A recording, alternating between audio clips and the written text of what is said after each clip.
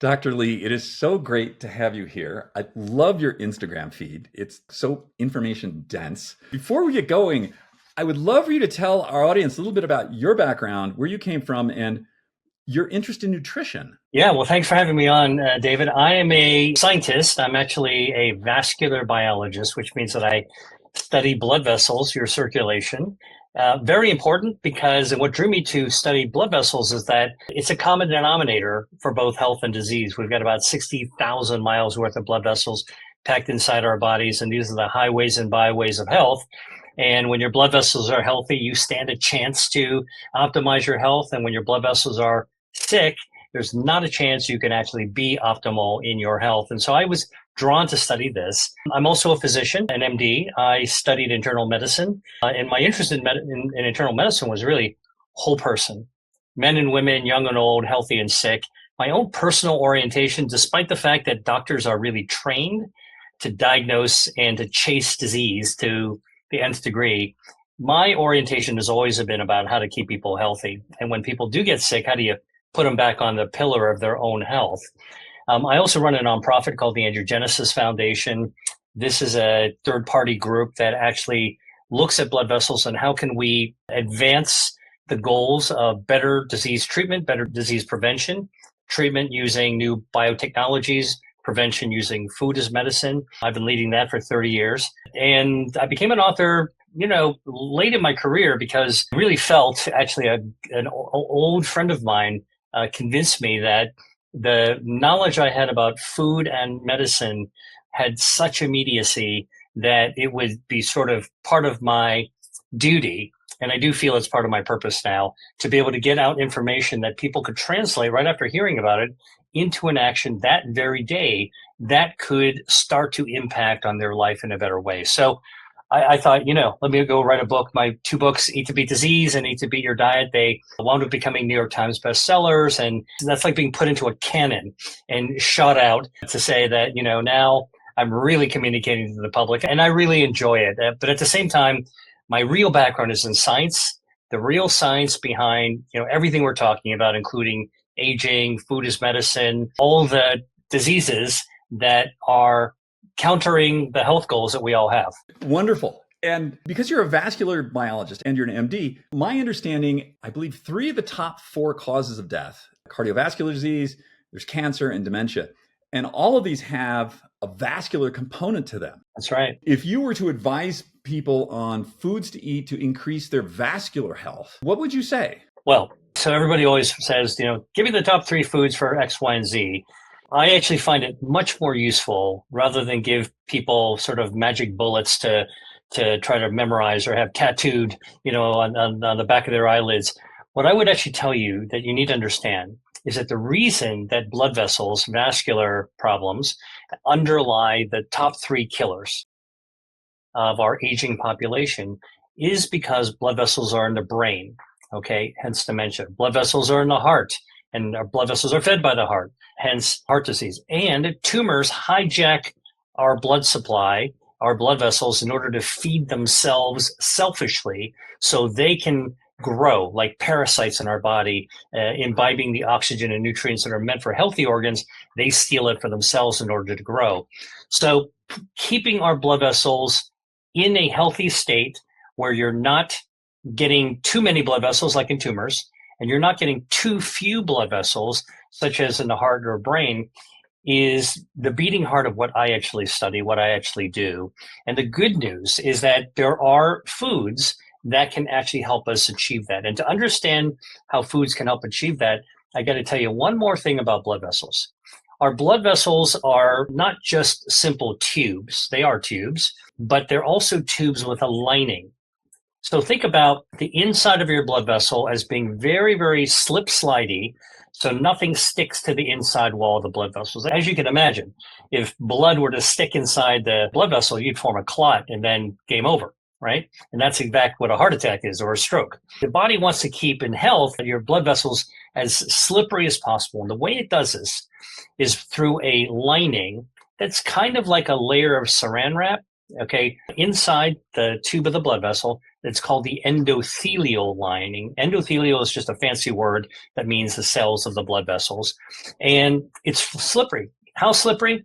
Well, think about if you've ever been to an ice skating rink, you know that when the rink is just opening or they've just cleaned the ice, you could take a sweater and throw it onto the ice and it'll slide all the way across the ice. But after a session of ice skating with tons of people scraping up the ice, all right, or after a hockey game, if you throw that sweater down, it would stick. It wouldn't go anywhere because the ice is so cuffed up. Same deal with the blood vessels. Healthy blood vessels are like the ice of an ice skating rink after the Zamboni cleaned it up. It's ready for a smooth skate, slippery, all right? But if you actually have atherosclerosis, clogging, narrowing, damaging of the blood vessels, which is underlying the most common causes of cardiovascular disease and underlying the causes of vascular dementia, which is the most common cause of dementia, not enough blood vessels in the brain, then you wind up actually having things sticking to the lining. They could be cholesterol, they could be lipids, they could be inflammatory cells. And at the very end, before you start to call game over, all right, it's clots that stick there. So the name of the game when it comes to food and vascular health is to eat foods that keep that vascular lining, that slippery surface, smooth and as healthy as possible. And there's a number of foods that can actually do that. I'll name one food and one beverage and one snack, all right? So one food that actually is really, really good for your blood vessel lining are brassica vegetables, broccoli, bok choy, Swiss chard, radicchio. Those vegetables, which you find in a section, contain a natural bioactive called isothiocyanates, okay? And these actually keep that lining slippery, nice and smooth. Very, very important. Keeps them healthy and slippery and smooth. That's a food. A beverage would be green tea. Now, there's many different benefits of green tea, and the polyphenols, the catechins, EGCG, in green tea, for people to go, okay, well, what is a EGCG? I'll pronounce it once, but don't worry about trying to spell it. Epigallocatechin-3 gallate, EGCG. It's a polyphenol in tea. All right. When you sip tea, tea does a lot of good things. One of the things it does is keep your blood vessels nice and slippery and smooth and healthy. And a snack that will do the same thing are tree nuts. Tree nuts, almonds, walnuts, pistachios, pecans, macadamia, pine nuts, the tasty nuts you might have in a trail mix. All right. Those also contribute dietary fiber, which actually helps to feed your gut microbiome. And your gut microbiome actually produces natural substances that keep our blood vessels healthy and lower inflammation, which also is critical for vascular health. So these are, the list goes on, but I think those are three categories of foods, three types of foods that would be an example of how we can actually try to maintain our vascular health. You mentioned anti-inflammatory. So a lot of us lead a fairly inflammatory lifestyle. I think just being a modern human, there's a lot of stress on us and inflammation. I had a hard workout this morning, so there's, some inflammation in my body. What would you suggest as far as foods that bring down acute inflammation of the muscles and such? Are there specific foods you think would help with that? Yeah. Well, look, one of the biggest myths about inflammation is that it is categorically bad. And that's just not true.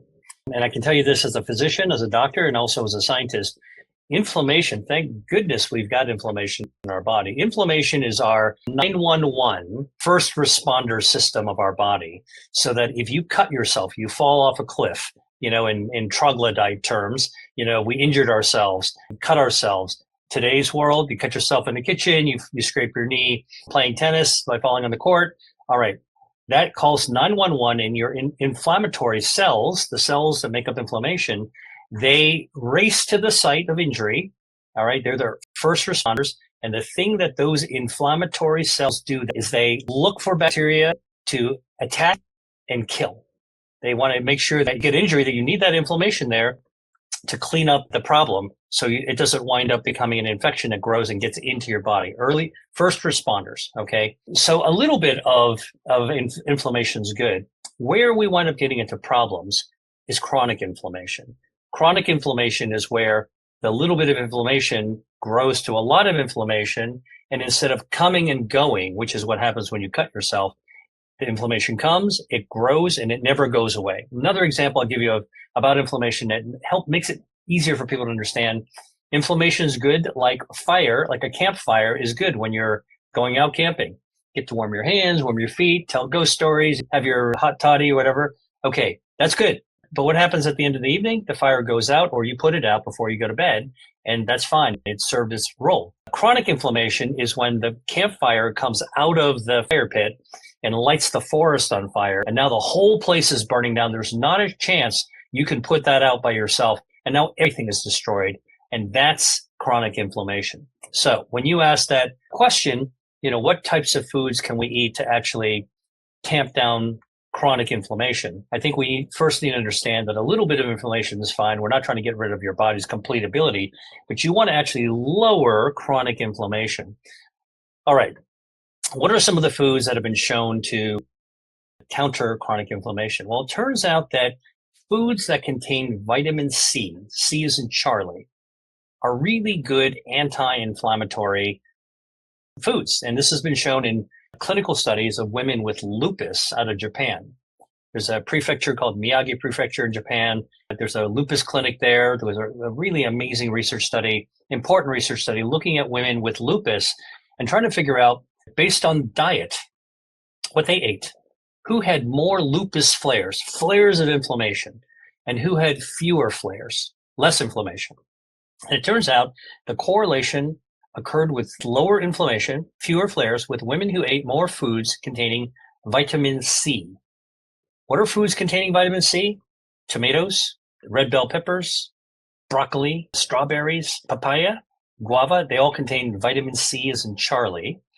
And vitamin C foods actually lower inflammation, and that's a good thing. Now, some of those foods also contain a lot of dietary fiber. Broccoli is a great source of dietary fiber. That dietary fiber feeds your gut microbiome, and when your gut microbiome is fed. So look, here we are, planning our meals, eating our food. I want nutrition, so our food, hopefully, is feeding our human tissue needs. Whatever we don't absorb in our stomach and our gut tumbles down our GI tract, 40 feet long, down to the bottom, into the colon, and that's actually where the gut microbiome is. We feed our gut microbiome with our leftovers, so to speak, and our gut microbiome loves to eat dietary fiber. It is their staple food, and it pays us back for feeding them by creating anti-inflammatory substances. These are called short-chain fatty acids. They lower inflammation in our body. And so that's another way to actually lower inflammation, is eat foods with vitamin C and dietary fiber in order to be able to actually achieve that goal. Another way of actually lowering inflammation is to eat foods containing omega-3 fatty acids, whether it's seafood or whether it is plant-based foods that contain the precursor to omega-3s that we eat in our body that makes our own omega-3s. Omega-3 is also a really powerful way to actually achieve anti-inflammatory status. And not surprisingly, people who eat more omega-3 containing foods actually have lower risk of cardiovascular disease and inflammatory chronic conditions as well. Fascinating. Talk to me a little bit about your thoughts on how to keep our vascular system slippery. I love that. And I love I'm just thinking of like the Zamboni machine, right? Like how slippery that is. Cancer is this other thing, right? So some cancers, solid tumor cancers, and help me out, I'm not a doctor here, hijack our blood supply. Other cancers, I'm guessing blood cancers is sort of a different thing. How do we think about that? Okay, so cancer is an interesting disease, a very important disease in modern society. It's the one disease that probably we fear the most, but ironically, it's also the disease where we fear the treatment for the disease the most as well, right? Chemotherapy. Well, all that's changing. And recently I gave a keynote in London where I talked about the transformation, how we're now moving into a completely different era about cancer, partly because we understand better now how cancer forms. So here's something that might be surprising to your viewers and listeners, but we all have cancer in our body, even children. Everybody has cancer. And here's the reason why. All right. They're like little pimples that form in our body. We all have pimples forming in our backs and we just don't see them. So we don't pay any attention to them and they go away by themselves. So is the situation with cancer. Here's the deal. Our bodies are made out of 40 trillion cells. All right. That's how many cells are in the human body, approximately. Those cells have to reproduce themselves, copy and paste themselves. And that's why we're still going to be around tomorrow from today. And that's why we're here today compared to yesterday. Copy, paste, copy, paste, copy, paste. All right. Every time there's copy, paste, you got to copy the DNA that's in every cell as well. And copying DNA is a complicated task. How amazing it is that we can copy and paste ourselves, 40 trillion times without making a mistake. Well, the truth is our body does make mistakes making this copy. So here's an example, Dave. If I gave you a single sentence and I asked you on a word processor to type it 10 times perfectly, you're going to do it perfectly. You're going to be careful. You're going to make sure every punctuation is there, the spelling's correct. All right. You're going to do it perfectly. If I ask you to do it 100 times, you might make a mistake or two. It's inevitable. If I asked you to type that sentence 40 trillion times, I guarantee you're going to make a mistake. All right. And that's exactly what actually happens in the human body. Our body makes mistakes. Every mistake has mistakes in the DNA. A mistake in the DNA in a copied cell is a mutated cell. A mutated cell is the basis for cancer, and little tiny microscopic cancers form all over our bodies, and they are completely harmless. And the reason they're microscopic and harmless is because they don't have a blood supply, they can't grow up, they're tiny, and they sit there until our immune system wings by. So think about our immune systems like cops on a beat, patrolling a peaceful neighborhood, all right? And everything looks good. Let's keep on going to the next street. Everything looks good. Oh, you see that microscopic cancer? That's like a cop on a beat in a suburban neighborhood seeing a drug dealer on the corner. Drug dealer doesn't have to be dealing anything, just sitting there looking like a drug dealer. You're going to put him in a paddy wagon and take him away. And that's what our immune system normally does. So the little pimply microscopic cancers that are forming every single day in our body never are a problem. Okay. This is actually a fundamental reconceptualization of cancer that we all need to understand. Large diagnosed cancers that are growing as big masses, those are scary for sure. We need to understand our cancer is like a natural occurrence in our body. All right. So the key is, how does a tiny microscopic harmless cancer turn into a deadly cancer? This is actually what we begin understanding. There's a weakness in our body's defense against cancer. When our body fails to be able to prevent cancers from growing blood vessels towards the cancer, then it's a fail of our defenses. Shields down, vulnerabilities go up, blood vessels feed cancer, cancers grow. I can tell you, I trained in a lab that pioneered this type of work. And what was found is that if you have a cancer, first, what happens is that the body's defenses go down. So when a tumor is able to figure out how to dodge or get around the body's fail-safe mechanism that prevents blood vessels from growing into cancer, a tumor grows blood vessels into itself, it will grow explosively. Now, I worked in a laboratory where this was figured out, and we were able to grow tumors in a system where blood vessels couldn't reach the tumor, and it would stay microscopic more or less forever. Could never grow up. The biggest it would grow is about 2 or 3 millimeters in diameter. That's the size of the tip of a ballpoint pen. Okay, harmless. Now, then we could actually allow blood vessels to grow into the tumor. And the moment that the first blood vessel started feeding the cancer, other blood vessels would follow along, and that tumor would grow 16,000 times in volume in just 2 weeks. Explosive growth. Once angiogenesis is hijacked by the cancer in order to be able to allow blood vessels to grow. Angio, blood vessel, genesis, how they grow. Tumor angiogenesis is actually hijacking the normal system of maintaining our circulation. So that's one of the things that can actually happen, that cancers can grow. Another thing that makes cancers dangerous is when our immune system goes down. Now, we know people, for example, who are on immunosuppressants. If you have a transplanted organ, a transplanted kidney or a transplanted liver, you're on these super immune suppressors so that your body doesn't reject organs. Man, those people are really, really vulnerable to developing cancer. So are people with HIV, immunosuppressed. They also pop up cancers as well. And so anything that actually lowers our immune shields. Remember, I told you, your immune system is like cops on a beat, cruising around your body, looking for little cancer cells to throw in the paddy wagon and take them away. When that system goes down, it's like all the cops are on strike, off duty, or you don't have enough staff to patrol the neighborhood. Watch out. That drug dealer is going to actually start to round up, and now you're going to get more of them in the corner. Oops, there goes the neighborhood. And that's exactly one of the things. Oh, and by the way, and the other thing that actually triggers cancers to grow vigorously, aggressively, is inflammation. Cancer thrives in an environment of inflammation. If you take a group of tumor cells and you allow inflammation to gather around them, it is like pouring gasoline onto the embers of a fire. All right. You get this gigantic flare of growth. And that's why, if you think about those three things, angiogenesis growing into tumors figuring out how to do that.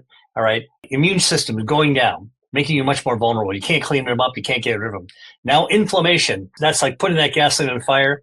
You got a real problem. And this all happens very early on, long before we actually wind up diagnosing breast cancer with a mammogram or with a colonoscopy or a chest x-ray, for example. The reason that diet comes back into this, all right, is that there's an opportunity to prevent cancer to begin with. And that's the best solution to cancer of all, if we can just keep it from turning into a problem, right? So how do we do this? Well, we eat foods that shore up our body's ability to be able to cut off the blood supply that tumors might want to grow to hijack. No hijacking. That's like putting TSA into your body. Anti-angiogenic foods, all right? Number one. Number two, you want to boost your immune system. How can you raise your shields, your immune shields, so that if there is a cancer, you got plenty of those cops on the beat to take out those bad guys. They're ready to rock, okay? You've got super soldiers ready to take out all the bad guys. That is immune enhancing, immune boosting foods. And then the third thing you want to do is eat anti-inflammatory foods, foods that lower inflammation. So you're putting those jerry cans of gasoline far away from the campfire so you don't wind up actually accidentally starting a forest fire. There are foods that can actually lower inflammation, boost immunity, and cut off the blood supply, feeding cancers. And all of these things are found in our grocery stores, on our farmers markets, and in our pantries. And so this is really this is the true science of food as medicine. There is a type of definition which is about prescription foods for people with diabetes, et cetera, medically tailored meals. That makes sense. It's an interesting dimension. It's a long in coming solution for people in the hospital if you've ever eaten hospital food. But I can tell you that what I'm talking about, this is a food as medicine approach that is an every person approach. You could be at any age. You could be healthy. You could be sick. This is something that's going to actually be in your best interest to be able to optimize your health at any point in your lifespan. Definitely as you age, you want to actually do this even better. Talk to me about glucose load and cancer growth. Okay. Complicated topic. I'm going to try to break it down really simply. The common belief is, and I'm going to state what people have already heard, sugar feeds cancer. If you have cancer, stay away from all sugar. If you eat a lot of sugar, it's going to increase your risk of cancer. All kind of false. All right. And I'll tell you why it's kind of false. And by the way, I have a real passion for myth busting. So I'll take out Thor's hammer and I'll smash apart the things that are actually just not true. Most of these urban legends come from well-intentioned people that don't have medical or scientific knowledge, but hear certain facts and put the facts together in a way that is understandable how you put them together, but in fact is not how it really happens. Okay, so let me back up to tell you, sugar is absolutely critical for life. Our bodies run on sugar, our brains run on sugar. If candy were outlawed, we would actually still need sugar. If soda were outlawed, we'd still need sugar to live. Sugar is found in our foods. I mean, the juicy sweet summer peach, the juicy pear in the fall, a nice juicy orange, pineapple, you name it. How much sweeter can you get than a ripe mango? All right. Those don't cause cancer. They don't make cancer to get worse. So you need to understand that our body needs sugar. Your brain needs more sugar than any other organ in your body. It is absolutely critically dependent on sugar. If you don't want brain fog, if you don't want to actually really be stunned, unable to think, you need to power it up with sugar. In fact, it's so important that your body will produce alternates to sugar if it can't get it from diet. Okay, so that's the general truth. Now, some people do have difficulty with sugar, and that's processing sugar, insulin insensitivity, glucose intolerance, type 2 diabetes, metabolic syndrome. All right, those people are having difficulty managing regular blood sugar. So sugar rises like the water level in your bathtub. It's dangerously close to overfilling the bathtub. All right, that's what happens in metabolic syndrome. That's what happens in type 2 diabetes. That's a dangerous situation, right? Like you're about to have a spillover, a flood into your bathroom. In that case, you want to actually make sure you lower your water level in the bathtub or lower your glucose. That's pretty important to do for your overall health and your long-term health. But what about for cancer? Where did this whole idea that sugar feeds cancer even come from?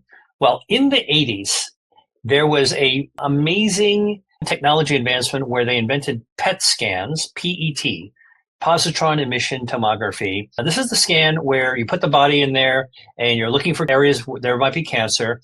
And the way that it picks it up is that you have to inject into the bloodstream some sugar. It's called FDG, fluorodeoxyglucose, glucose, all right? And it's radio labeled, it's radioactive, all right? And when you inject that in there, because cancer is metabolically faster than every other organ in your body, except maybe your brain. Your cancer is really metabolically active. Whenever there's sugar in there, the cancer is going to take it up and it's going to process it.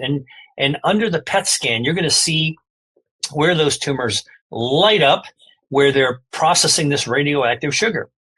So under a PET scan, you do see tumors gobbling up the sugar and lighting up. And that's how we discover where the tumor is on a PET scan. So the well-intentioned person said, well, look, this is how it's working on a PET scan. So if you actually eat a piece of birthday cake, you're going to be feeding your cancer. No cancer patient should be anywhere near sugar. All right. Well, that actually doesn't really take place. I mean, we need sugar normally. And if you're able to process sugar normally, when you eat any kind of food, even a healthy food, even broccoli, it's got some sugar in it, okay, your blood sugar is going to rise, okay, and then your insulin and all your cells are going to, muscles and body fat, going to take in that sugar, that energy, and you're going to go up and you're going to go down. It's going to be a sine curve, okay, gentle wave, all right, go up and down, and that's perfectly normal. And the cancer, look, it's growing, all right. It's going to try to get some of it as well, but you're not going to be feeding it to make it get a lot worse. I mean, that's not how you starve cancer, by cutting off sugar in your body. That's like cutting off your nose to spite your face. Doesn't work that way, all right? And so this idea that cancer patients shouldn't eat fruit, wrong. Shouldn't eat vegetables with sugar in it, fructose, wrong. Should cancer patients be drinking soda and eating as much candy as they can? Probably not, okay? I mean, that's just metabolically not good for you anyway. That's pro-inflammatory. And what did we say about inflammation and cancer? That's gasoline on the fire. That's the real reason, not because you're feeding the cancer. Now, the topic of glucose spikes and glucose crashes, I think, has been way overblown in social media. I'm saying this as a scientist. I know other scientists are talking into it. I think they're just buying right into this whole thing, that using the terms glucose spike sounds scary. It sounds like you don't want it. Okay, glucose crash. It sounds like that's a bad thing too. Nobody wants to crash. But really, in healthy physiology, we're aiming for health. It's a steady rise and a steady fall, steady rise, steady fall. It should be just fine. If you aren't metabolically healthy, you might not be able to process the sugar in the right way, and it might climb a little higher. And if your metabolism is unstable, which people with metabolic syndrome might be, the glucose might fall a little bit quicker, but you're not bottoming out. You're not crashing through the ceiling and bottoming out. I actually find it not helpful to the general public or to patients to hear words that are used, like these are loaded words that evoke a sense of crisis. I think it's perfectly fine for cancer patients to be able to eat plant-based foods that contain natural sugars, including fruits and vegetables, all right, that have sugar in them, not to be worried about that. But like every other situation, but especially if you've got cancer, you don't want to be eating foods that promote inflammation. And eating a lot of added sugar foods will promote inflammation, and that's not what you want to do. So I hope I put that into a little bit of context for you that might be helpful for your viewers and listeners. Talk to me about protein intake, kinds of protein. What do we need? Okay, so first of all, protein that we eat could be animal or plant. They contain amino acids, and amino acids are the building blocks of life. We didn't have protein, we didn't have amino acids in our body, we'd die, all right? I mean, think about it. When you go look at these planets in our solar system that appear to have no life. I mean, we don't know. Maybe they do have life, but we haven't been able to find any yet. Okay. There's no protein on there. There's no amino acids. In fact, the origin of life on Earth required amino acids somehow to be around to mix together to be able to create other proteins, right? And proteins is what the building blocks of life. So we need proteins in order to support life. Now, when we are young, let's say under the age of 50, just arbitrary cut point, we generally are more active. We have enough protein, hopefully eating a balanced nutritional meal. You don't want to overeat your protein. So this is sort of like the young NFL players, like downing as much steak as they can. Look, they're going to pay for that later. They're getting protein, way more protein than they probably need. They will need more than the average person because they're trying to build themselves all the time. But that's not a habit you should be doing all the time when you are younger. When you get older, okay, and I say this is sort of like over the age of 50-ish, okay, we go into a more catabolic state where our protein in our body starts to be broken down and we build it up a little bit less, and our life changes. And so this is where I would say people in the second half of their lives should really try to focus on eating more protein, okay? Let's say 50, 55 and above. Try to eat more protein, all right? And the protein that you want to eat really can be coming from a variety of sources. It could be from plants. It could be from animals.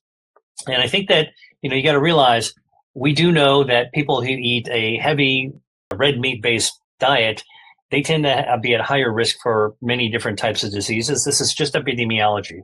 The correlation of if you eat a preponderance of red meat, higher risk of cardiovascular disease, higher risk of cancer, higher risk of dementia.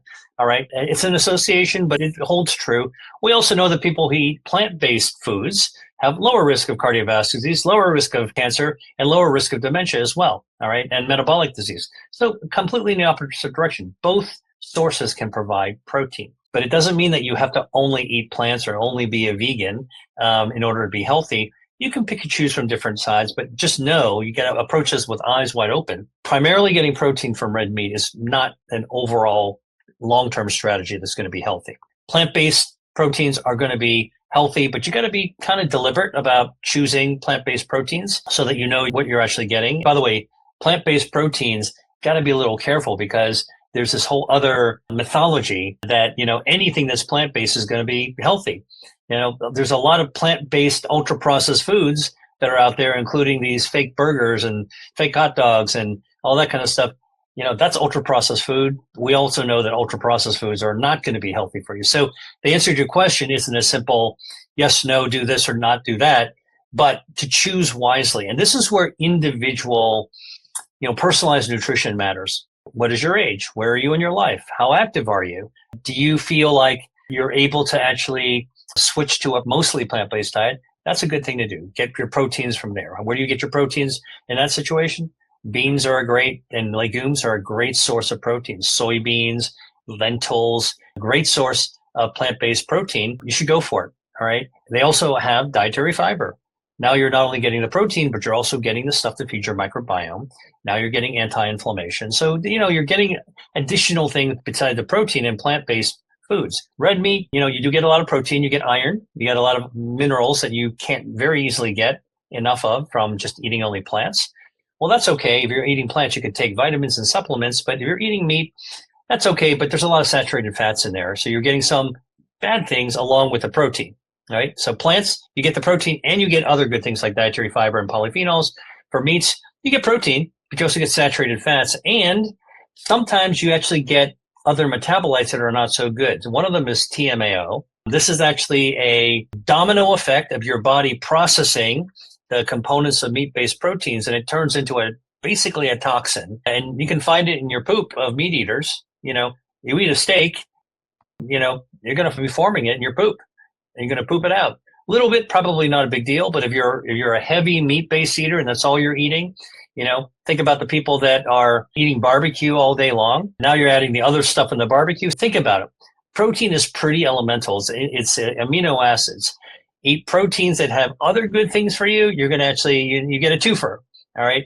You eat proteins that have some negative things associated with it. Now, you've taken one step forward, but maybe two steps back. And this is really, I think, the personal choice you're going to be making, right? So we live in a free society. You get to choose your own destiny. You want protein, start focusing on protein over the age of 50 or 55. Choose wisely. If it were me, I'd choose the plant-based protein every single time. All right. But, hey, I'm not a vegan. I'm an omnivore, and I'm a foodie too. I like to sample different types of foods. I respect different genres of food. And so when people say, well, like, what side are you on in the food wars and in the food religions? And I basically said, listen, I try to make my food choices, my protein choices, based on practicality, based on preference, and based on reasonableness. And I think I practice the reasonable form of diet, because we can't all live in this idealistic world that's based on, kind of like principles only. We live real lives. Same thing as fasting. When people talk about intermittent fasting, do I intermittently fast? Sure, I do. Do I do it all the time? Do I go 16-8? You know what? It's not practical for me to do that kind of thing. So I try to do as much as I can in a reasonable way. You got to be mindful about it. And that's just true for protein selection as well. I find that these questions, as you mentioned, it's really about personalization and sort of figuring out what works when. For me, fasting doesn't work because I wake up in the middle of the night and I'm hungry. It messes up my sleep. So I'll have a few spoonfuls of cottage cheese before I go to bed, and then I don't wake up in the night. I know some people have their last meal at 2 or 3 in the afternoon and they're fine. I find that the question around protein is one of the more divisive ones. Figuring out how much and where it comes from. I weigh about 170 pounds. Some people have said I need about 170 grams of protein a day. That's work. To me, strikes me as I'm a very active, athletic guy. That's still like a huge amount of protein to me. Well, this is why, I've been careful in trying to frame this conversation not around hard and fast numbers. It depends on your body size. It depends on what else is going on in terms of your health. It depends on your activity level, depends on your stress level. And that's why, when we come up with numbers, what should my blood pressure be? Should it be 120/70? Well, it depends. And people don't like that kind of answer. But I think that the reality is it's got to work for you. It's got to be tailored and personalized to you. And anybody who looks at what's happening in modern medicine realizes that the cookbook approach to treating disease is now being ripped out of the textbook and thrown out the window. And we're really moving towards personalization of cancer, heart disease, obesity, diabetes. And why would that be any different for nutrition? That's right. My background was as a mechanical engineer, and the physical sciences are wonderful. Simple. Because they're so simple. Biological sciences, very different animal. The word that I'm keying on that you said, Dr. Lee, is reasonableness. And I think that is really the watchword for all of this, is reasonableness and what works for you. What do you feel good with? Well, and I think about the fact that, there is a mindset that I think is really great, which is that as a society, more and more people are waking up to the fact that we have agency over our own health. Our health isn't up to the doctor or up to the hospital, but it's up to us. And health care isn't what actually happens in the medical clinic. Medical clinics are used for disease care, sick care. Healthcare is what actually happens at home. We're doing it every single day. We are prescribing ourselves something useful. Food is medicine 3 times a day, breakfast, lunch, and dinner. We're eating 3 meals a day. And I think that our society as a whole is beginning to wake up to that fact. And that's really a good thing. But you can take that to an extreme. And I love the idea that we can measure our blood glucose, we can measure our pulse, we can measure our oxygenation. I mean, how fantastic is that we have wearables? However, if you take that to an extreme where you're not going to make a move until you actually check your continuous glucose monitor levels on your phone, all right? Or if you only are going to eat certain, like rigidly, I'm only going to eat organic this or organic that, and it can't be GMO, and you wind up actually pinning yourself into this really, really narrow vertical canyon. That true story got turned into a movie. I think it was called 128 Hours, where the dude got his arm stuck in a cliff right? And he couldn't get out. Well, I think that's actually what happens. We have to be careful. If you're not reasonable, you wind up getting your brain stuck in this. It's not just orthorexia where, you're addicted, you're OCD to healthy foods, but really, you wind up actually rigidly pinning your life into unreasonable situations. You know what that does? It causes stress. You know what stress causes? It causes inflammation. Now, whatever it is that you were trying to do with your glucose level or your pulse rate or your oxygenation status or your mitochondrial health, you've pretty much undone just because you've been overly focused and anxious about one or two numbers. This is why reasonableness is so important. And by the way, in my most recent book, Eat to Beat Your Diet, I wrote a whole chapter that I thought my publisher was going to get freaked out that I wrote about. I wrote a chapter about Bruce Lee, the martial artist. All right. And it's sort of like, so when does a doctor writing about nutrition and food talk about Bruce Lee? Well, I did that because Bruce Lee was a hero of mine when I was a teenager. But as I got older and I started to really figure out what his contributions were, I'm an aficionado, but I'm not obsessed. All right. What he did was really quite amazing. He created a new form of martial arts that was not rigid, that was flexible and reasonable. And his form of martial arts was, hey, look, take the best elements of all the other styles that are out there. Karate, jiu-jitsu, aikido, whatever it is, boxing, fencing, whatever you can find, learn all those skills and learn how to read your environment and adapt those skills to the situation you happen to be in. That's the most effective way to actually move forward. And so I wrote about it because Eat to Beat Your Diet isn't a diet book. It's an anti-diet book that talks about how do you navigate with reasonableness? How do you use the science to navigate with reasonableness? And I put that section in there because, look, if you are actually confident in your knowledge on how to adapt to different situations, you don't have to stick to the black and white. I think black and white gets people in trouble when it comes to nutrition. I believe Bruce Lee said, be like water. Exactly. Exactly. Dr. Lee, this has been fascinating. I love that you are reasonable. Yeah. Such a relief. If someone wants to get in contact with you, if they want to see what you're up to, where would they go? Well, I got a website that people are welcome to come, Dr. William Lee, Dr. William Lee, Li. I'm super excited that I actually have been supercharging my YouTube channel, Dr. William Lee, Dr. William Lee, Li. And I'm on social. My handle is at Dr. William Lee. I'm on TikTok, Instagram. But, my YouTube is like my thing where I'm actually answering the questions and having conversations about the topics that people are sending me emails and text messages about all the time on the information you need to know. I'm like, you know what? I'm just going to go out there and put it out there.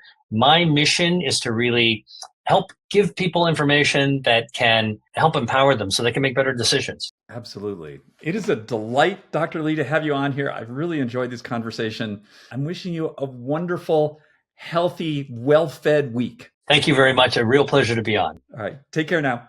Bye-bye.